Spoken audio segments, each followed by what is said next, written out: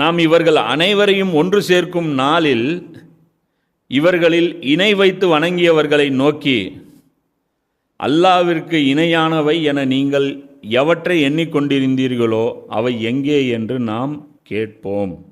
இப்போ நான் சொன்னல, தனித்தனி கேட்டகிரியாக இவங்க பிரிஞ்சு இருக்கிறாங்க. இவன் உட்காந்துட்டு அவன் இடத்துல உட்காந்து அவன் தப்பு பண்ணுறான், இவன் இடத்துல உட்காந்து இவன் தப்பு பண்ணுறான்.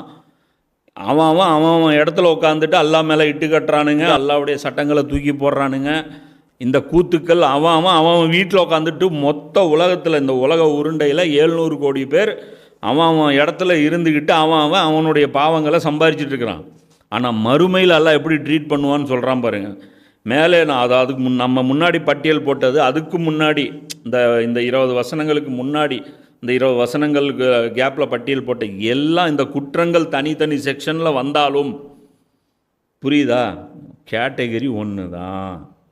இவர்களை நாம் ஒன்றாக சேர்ப்போம். அப்போ தான் பார்ப்போம், பக்கத்தில் நமக்கு பக்கத்தில் ஃபிரோன் நின்றுருப்போம்.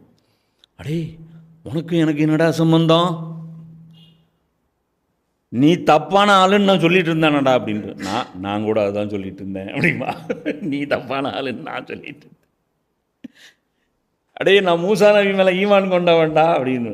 ரைட்டு வா, எல்லாம் அதுதான் அல்லாமா இக்பால் சொல்லுவார். என்ன சொல்லுவார், தன்னுடைய மனசாட்சியை பார்த்து சொல்கிறார், நீ ஒன்றும் ஃபிரோனை விட சின்னவன் கிடையாது, என்னை ஆட்டி வைக்க பார்க்குற. அது உள்ளத்தை பார்த்து சொல்கிறார், நீ ஒன்றும் ஃபிரோனை விட சின்னவன் கிடையாது, என்னுடைய உள்ளத்தை நீ ஆட்டி வச்சு பார்க்குற. நீயும் எனக்கு உத்தரவு போட்டுட்டு தான் இருக்கிற, ஆனால் ரப்புக்குமுல் ஆளான்னு நீ சொல்கிற. நான் தான் மேலான இறைவன்னு என்னை பார்த்து சொல்கிற.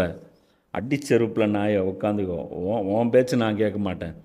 இன்றைக்கி நம்ம யாரெல்லாம், நம்மளே ஓன் ஃபிரோன் தான். நம்ம எங்கத்து போய் இன்னொரு ஃபிரோனை போய் நம்ம போய் நொந்துக்க வேண்டியது. அப்போது அந்நாளில் அவங்க என்ன பண்ணுவாங்க, நாம் அவர்கள் அனைவரையும் ஒன்று சேர்க்கும் நாளில் இவர்களெல்லாம் ஒரு கேட்டகரியாக கொண்டாந்து நிப்பாட்டுவோம், ஒரே குரூப்பில் கொண்டாந்து நிப்பாட்டுவோம். அதனால தான் சொல்கிறேன்ல, ரொம்ப இன்னொரு ஆயத்து கூட குரானில் இருக்கும், நீங்களோ அல்லது வேதம் கொடுக்கப்பட்டவர்களோ விரும்புவது போல் மறுமை நாளில் விசாரணை இருக்காது. நீ கற்பனை பண்ணிகிட்ருக்க, களிமா உன்னை காப்பாற்றிடும், உன்னுடைய தொழுகை காப்பாற்றிடும், உன்னுடைய வேஷம் காப்பாற்றிடும், நீ போட்ட ஒரு 4 காசு தர்மம் உன்னை காப்பாற்றிடும், இதெல்லாம் நம்பிட்டு நீ உக்காந்துட்டு இருக்க பாரு. இப்படி இருக்காது. அதனால தான் சொல்கிறோம், யாருடைய எக்ஸாமு என்னங்கிறது புரிஞ்சுக்கிட்டிங்கன்னா அது பெரிய ஜாக்பாட்.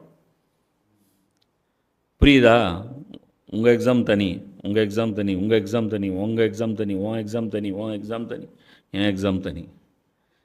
இங்கே யாருடைய என் எக்ஸாம் என்னன்னு நான் புரிஞ்சுக்கிட்டேன்னா நான் பெரிய ஆள்.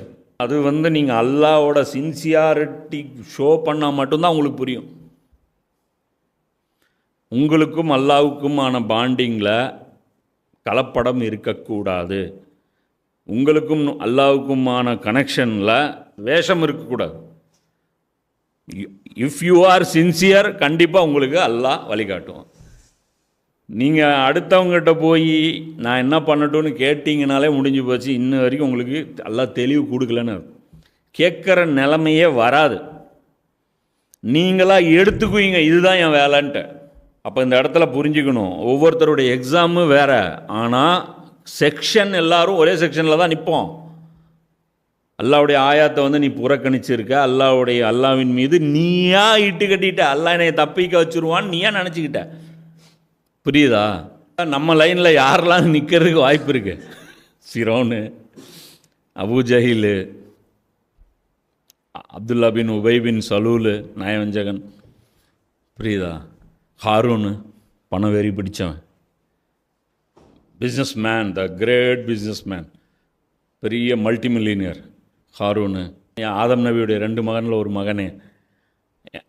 எவன்லாம் நம்ம பக்கத்தில் நூஹ் அலைஹிஸ்ஸலாமுடைய மகனு, எவன்லாம் நம்ம பக்கத்தில் இருப்பான்னு சொல்ல முடியாது. அதனால் இந்த செக்ஷன் புரிஞ்சுக்கணும். ஏன்னா இப்போ இந்தியாவிலேயும் பார்த்தீங்கன்னா கொலை முயற்சின்னு இருப்பான். ஒருத்தன் சும்மா மெசேஜ் தான் அனுப்பியிருப்பான், அதுவும் கொலை முயற்சியில் வந்துடும். ஒருத்தன் கத்தியில் குத்தியிருப்பான், அதுவும் கொலை முயற்சியில் வரும். ஒருத்தன் ட்ரெயினை விட்டு தள்ள முயற்சி பண்ணியிருப்பான், அதுவும் கொலை முயற்சி வரும். வேறு இது பண்ணியிருப்பான். ஆனால் எல்லாமே அந்த 304 வந்துடும்.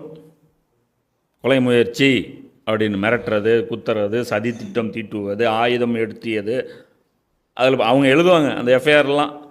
அதில் பார்த்தீங்கன்னா புரியும்.